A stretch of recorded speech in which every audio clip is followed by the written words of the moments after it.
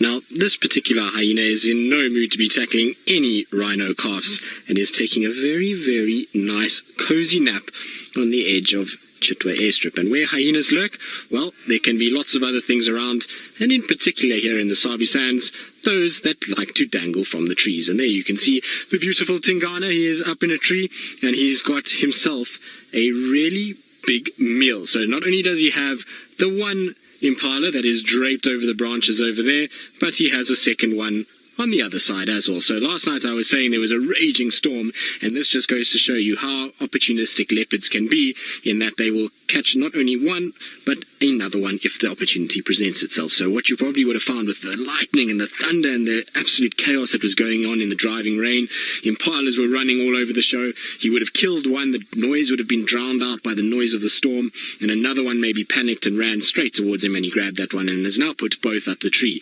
And luckily for us, the hyenas have arrived, and that means that he's up with his carcasses, and well, I think Tingana is going to be here for quite some time, given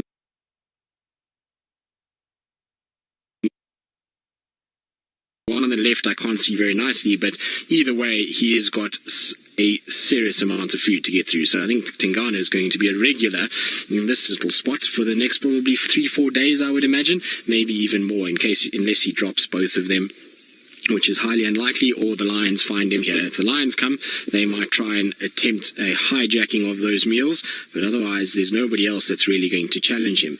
Interestingly enough, apparently Tumba is not far south of us at the moment, and so I wonder if little Tumba is going to come and venture in this direction just to see what's going on.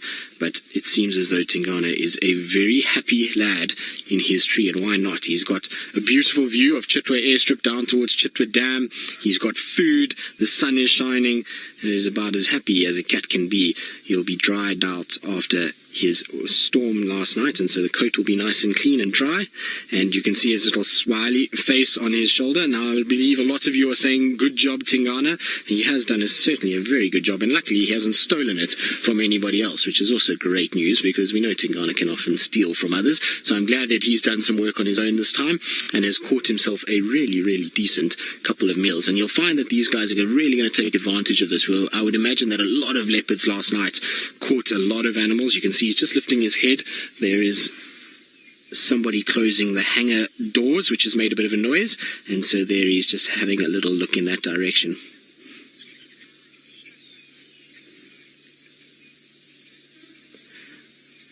Sarah, you're asking if an animal gets struck by lightning and dies, since we're talking about storms, would a predator feed off its carcass?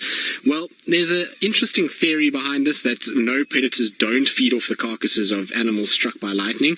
Oh, there's a nyala crossing the airstrip behind the hyena. That nyala at least has not too much to worry about, given that Tingana has got 2 carcasses already. But it's an interesting one. There's a lot of schools of thought that a lot of the predators, when they hunt and go after food or items, there is adrenaline that is kicked up in that prey animal, and the adrenaline affects the taste of the meat, and they prefer that taste to animals that haven't died of any sort of chase or anything like that, and there's been no build-up of adrenaline. I'm not 100% sure that's true. I have seen animals that have been killed by lightning. There was once a situation down in Singita where there was animals that were struck in the southern boundary of Singita. There was a whole bunch of wildebeest. In fact, I think it was 9 wildebeest in total that were struck, and funnily enough the lions did feed off it. I know that last night there was also an elephant that was struck in the Kruger National Park, or they believe was struck in the Kruger National Park, and there were 2 male lions feeding off that carcass this morning. So it seems as though, yes, if an animal is hungry enough it will. I wouldn't put it past a leopard to feed off an animal that's been struck by lightning, that's for sure. I certainly don't think there are animals that are too fussy when it comes to those things. But I wonder if he's going to feed. He's a little bit sort of nervous because he's watching the people that are closing the doors of the hangar for the aeroplane that parks on Chitwa airstrip. We're right on the edge of the airstrip itself, and so that's why he's just watching down there. He probably can see the people that are out on foot, and we know Tingana is a little bit on that way. He doesn't really like to be seen and doesn't really like people on foot, and he'll often just kind of creep away. So it's maybe why he's just turned around just to watch what's going on and just to make sure. Hopefully this is also going to drive him to now go and start feeding, because it'll be wonderful to watch him feed. We have a sun that is setting just off on our right hand side, and I would say in maybe a half an hour or so, it's going to be absolutely spectacular to backlight Tingana, and we're going to have the most wonderful sort of silhouettes of him feeding on these carcasses. So we're just going to have to be patient and hope that he does decide to have a little feed this afternoon as well. But you can see his rate of breathing is quite fast at the moment. He's panting quite heavily because he's very full. Also, it's a fairly sunny afternoon. There's a wind that's just started to kick up now, but prior to that wind, it was actually very warm, and so he would have been quite hot. Plus, he has this huge amount of food that's pushing up on his diaphragm, meaning that he can only take smaller breaths, as well as then try and digest to try and cool down. He's also doing that as well. So he is panting quite heavily, and you'll find once he settles down, you might find he'll stop panting as much, especially now that this cooler wind is kicking up at the moment. But it's just such a beautiful spot that he's in. Like I say, it's just this airstrip, and everything feels clean and wonderful at the moment. You can see the bright green leaves that are starting to come out on the marulas and various other bush willows that are in the area. It is absolutely beautiful. A wonderful, wonderful way to spend the afternoon, that's for sure. There's just another vehicle that's going to join us. So I think Tingana is satisfied that nobody's going to steal his carcass. He's now dropped one leg and is staring off into the sunset as we speak. So hopefully he's going to decide to get himself into a better position than what he is now in terms of for VM, because it's not easy for VM at the moment with the very strong backlight of the sun. It's much better when it just kind of settles down a little bit and the sun goes down a bit.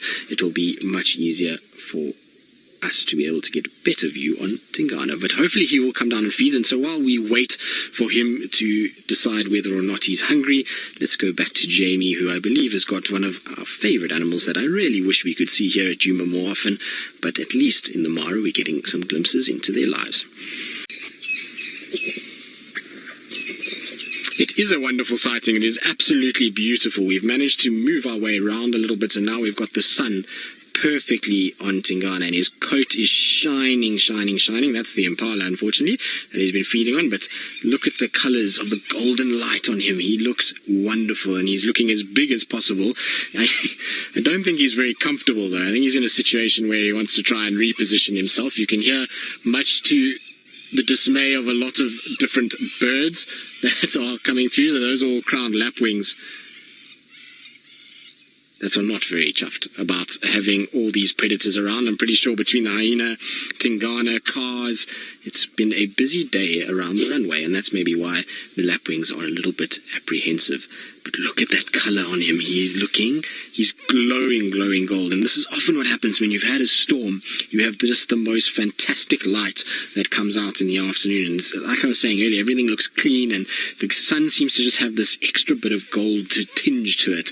And it really does show on a leopard's coat, particularly when they sit like this up in trees. Hopefully he moves slightly for us, and we're able to see a little bit better without the shadow of it on his face or the branch across his face. I'm hoping that he's going to turn and look more in our direction. But he really has a lot of food to get through, and you can imagine the amount of effort that this must have taken. That particular individual there looks like a female that he's managed to catch, and not a very big female, but the one on the left-hand side of the tree is a massive male. That is a big ram. You can see there is a lot of food still to go through. He hasn't even touched that ram yet, and so he's going to have a really tough time of it to get through all of this. It's going to be a long process, and I'm pretty sure he's going to have a process where he's going to feed for quite some time. But you can see the size of those horns is an adult male impala for sure. Right, now he's decided to lie in a very horrid position, so I'm going to just quickly shoot back round to where we were.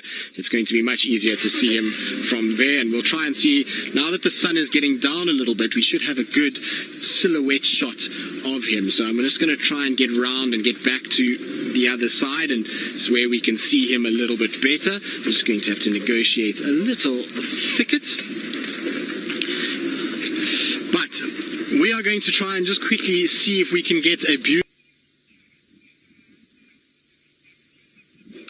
Well, I know Brent has spent a long time, and it is impressive to see an animal with 2 kills like this.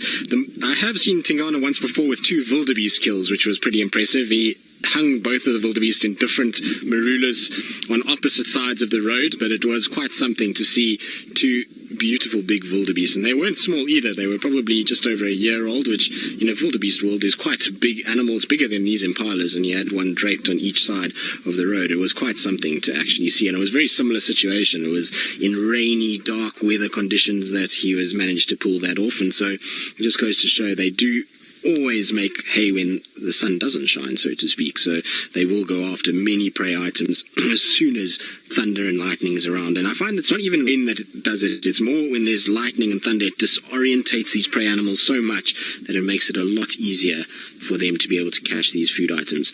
Now, James, earlier you were asking me about migratory birds, and while I've been sitting on this runway and watching Tingana, there's been lots of different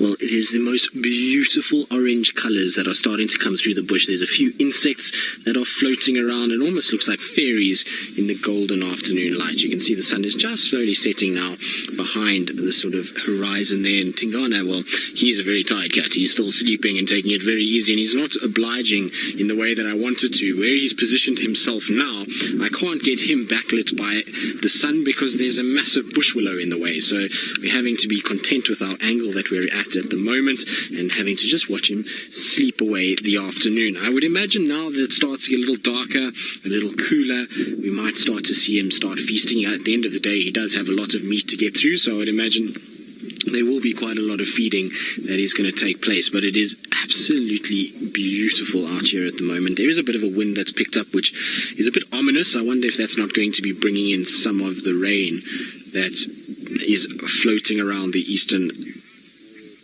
side of South Africa. Natalie, you're asking, does the sun exposure affect the colour of the animal's coat? No, not really. So obviously the sun will have some sort of colour on the coat of an animal. It's why photographers try and spend as much time out at sunrise and sunset to use those golden hours, as they call it, where the sun colour enriches the colour of the coat and makes this really gold, beautiful coloration come through. So you'll find that that's sort of the only time that the sun will affect the coloration. In terms of some of the other animals out here, things like lion, leopard, their coats are not going to change colour because of being out in the sun too much, but you'll find things like frogs, some certain species of frogs, certain species of chameleon, they will adjust their coloration as the day goes on. So in the mornings, they're often in a camouflage coloration, so particularly things like a foam nest tree frog that will have a grey mottled coloration, but as the sun comes out and it gets really hot to prevent moisture loss, you'll find that frog will actually turn a white colour and reflect the sun rays to be able to then keep the moisture in and not actually lose too much. Then you'll find as the evening comes in, they start to change back to that more mottled grey coloration that they can then blend in with their environment. So those kind of animals, yes, they will change and adapt to try and prevent the sun from hurting them or losing moisture. But in terms of actually fading a coat or making a coat change colour, no, we'll find that all these animals stay the same, and at the end of the day their coat will only change due to age. Now, I believe James Hendry is also out and about, so it's an all-star crew in the Mara this afternoon. Everybody seems to be out and doing something, and I believe he has a little surprise for all of you.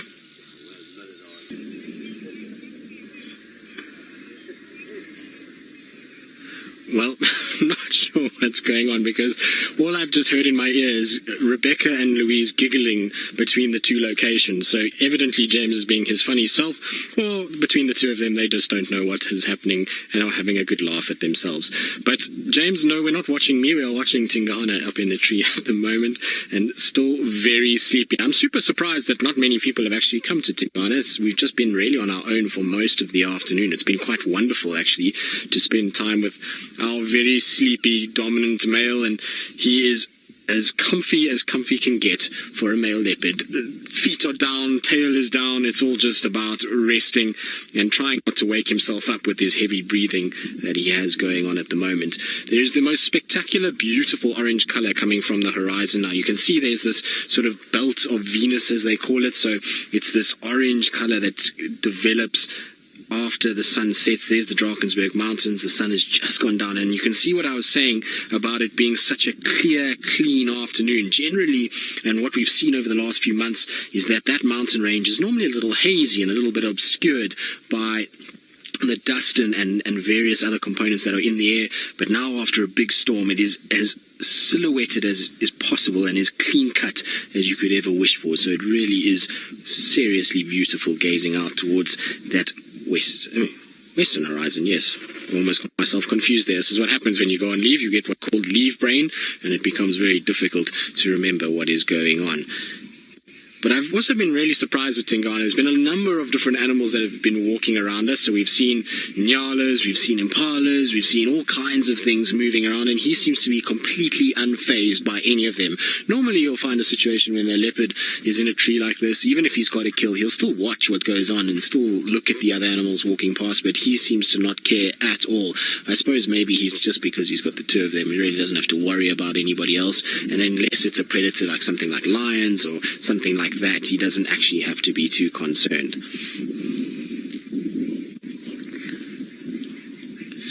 Christopher, you're wondering how long a leopard could feed on a kill before it goes rotten. Well, it depends on a lot of different things, Christopher. So, firstly, it depends on how hungry that leopard is and how quickly it eats this kill. Secondly, it depends on the conditions that are out here. So if it's extremely hot, that meat turns much faster than if it's cool, wet weather. So generally we find that lion and leopards, they tend to be quite sort of comfortable eating fairly rotten meat.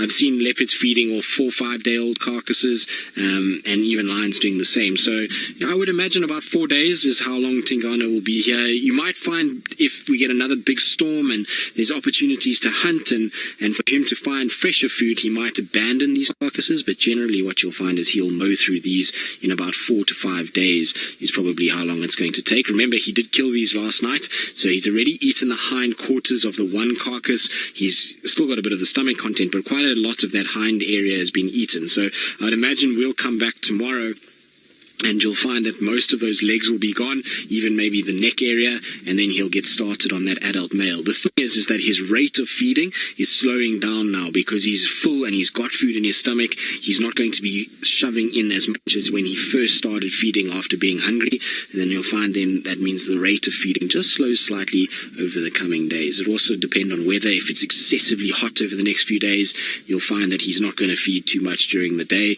He'll lie up, but if it's rainy, cooler weather, that cooler weather triggers them often to feed a little bit more and to try and just keep the nutrients going and keep up with the sort of food that they need in order to stay warm and to stay satisfied.